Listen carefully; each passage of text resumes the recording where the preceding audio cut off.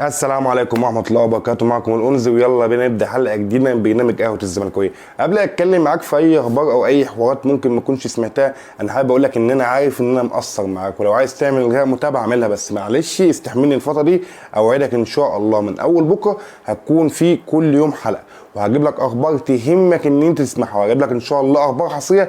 معلش استحملني الفتره دي، وان شاء الله بعد كده نتكلم لما تلاقيني مستمر معاك فتره طويله. النهارده يا سيدي انا عارف برضو ان انا مقصر معاك ومنزل لك الحلقه في وقت متاخر، لكن النهارده هيجي جايب لك اخبار تلخص لك كل اللي حصل في اليوم الرياضي.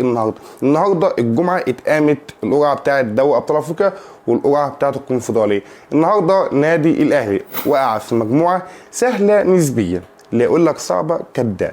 المجموعه السهله نسبيا لا هي سهله ولا هي صعبه. تعالى بقى عشان تعرف هي سهله ولا صعبه قارنها بمجموعه بيراميدز، وانا قدامك دلوقتي هحط لك المجموعه وهقولها لك، وهحط لك مواعيد الماتشات دلوقتي وهتتفرج عليها وانا بكلمك في الفيديو. مجموعه الاهلي فيها 3 فرق: شاب بلوزداد ويانج افريكانز وميديا ياما. الفرقه دي اسمها ميديا ياما.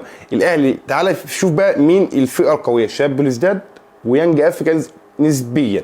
تعالى بقى بص على مجموعه بيراميدز اللي فيها عتاوله: فريق مازيمبي وفريق صن داونز وبيراميدز، وماتش صعب لبيراميدز، مجموعه ناريه لبيراميدز. اول اختبار لبيراميدز الحقيقي في الموسم كله هتبقى دوري ابطال افريقيا. النهارده انت دعمت السكواد بتاعك بلعيبه سوبر السوبر، وهجيب لك قدامك دلوقتي برضه مواعيد الماتشات بالنسبه للاهلي وبالنسبه لبيراميدز هيلعبوا امتى، الذهاب والاياب، واول ماتش هحطهم لك قدامك دلوقتي. تمام. النهارده بقى انت دعمت كويس وجبت صفقات ومستمر بالجهاز الفني بتاعك ودعمت وجبت محمد ناجي جد ومساعد. عندك بقى تقدر تثبت ان الفرقه دي قويه والفرقه بتاع بطولات السنه دي. ان قدامك ماتشات صعبه هتثبت ان انت عندك سكواد بينافس على البطولات ولا لا. الاهلي بقى مش عارف، مش هجيب لك سيره الحظ، لان الاهلي لازم يجي له مجموعه سهله ويخش دور الابطال من دور المجموعات في مجموعه سهله، بعد كده الادوار بقى ربع النهائي ونص النهائي تبقى الماتشات الصعبه بتيجي الاهلي. انا بقول لك ان ال 12 بتطبخ على نار هادئه للنادي الاهلي، ده اللي باين قدام، لكن ايه اللي هيحصل الله اعلم، ولسه هنتكلم زي ما قلت لك في حلقات جايه كتير. انت عارف بقى النهارده والقرعه بتتقام، انا ما كانش هاممني لا اهلي، ومع احترامي ليه لا اهلي ولا بيراميدز ولا كان ده، ما قلت لك ان الماتشات سخنه مولعه، بس كان اهتمامي الاول على الاوحد نادي الزمالك. النهارده وقع في مجموعه سهله جدا، عشان ما تجيش بعد كده ويقول لك الزمالك اصل اللعيبه عملت ايه. اللعيبه عندها المفروض اختبار سهل جدا ان هو يصعد من المجموعات، ما تجيش بعد كده تحكي لي ظروفك، انا مش هسمع ظروف عشان ما تجيش تقول اصل ظروف ومش عارف ايه. هتندك مجموعه سهله وهيبقى عندك ان شاء الله رئيس قوي في يناير ايه ده، احنا في شهر اكتوبر الجاي ده اللي احنا فيه ده، هيبقى ان شاء الله في نهايته في رئيس نادي الزمالك.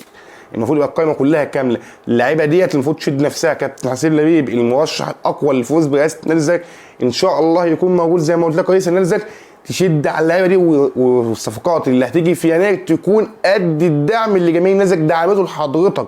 عندنا ملحمه جايه عشان خاطر يعيد هيكله نادي الزمالك. انت عندك ماتش بكره كمان قدام نادي البنك الاهلي، ماتش هيبقى صعب وسهل في نفس الوقت. هتقول لي يعني ايه فزوره هي، هتقول لك يا سيدي البنك ما كسبش ولا ماتش، فهتقول لي الفرقه ضعيفه، هقول لك ماشي، ما هو عايز يثبت نفسه قدام نادي الزمالك اللي مفيش اسهل فريق في مصر دلوقتي ان اي فريق عايز يثبت نفسه يثبته قدام نادي الزمالك. فماتش بكره هيبقى صعب، وكمان الحكم اعتقد محمد معروف هو اللي هيحكم، يعني صباح الفل يعني على روقان، الماتش اخطاء تحكيميه للصبح، فالزمالك ما يصعبش الماتش على نفسه. وسيريو بلاش فتي عشان عندنا عايزين نبدا موسم من غير ضغط وسكر وكلام كتير.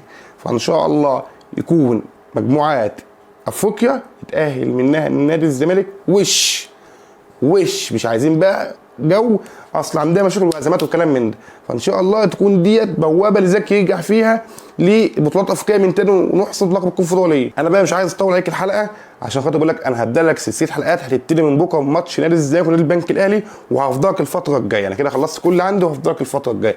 عندي خبر هيبقى صعب وصادم لجماهير النادي الاهلي. لجنه التخطيط جوه النادي الاهلي اللي مشيت اكتر من لعيب وعملت ومشت الكابتن سيد عبد الحفيظ، عندها النهارده قرار صعب، وهو رحيل نجم النادي الاهلي عمرو السولية.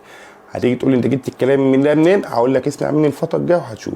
الاهلي يتبقى لعمرو السولية اعتقد موسم، والاهلي لسه ما جددلوش، عشان تبقى عارف ايه اللي مخليهم مش عايزين يخلصوا مع عمرو السولية. كثره الاصابات، هم عندهم حق في الحته دي، لان الاهلي عمرو السولية بينصاب كتير، لكن انا لو انا مسؤول مش هستغل عمرو السولية.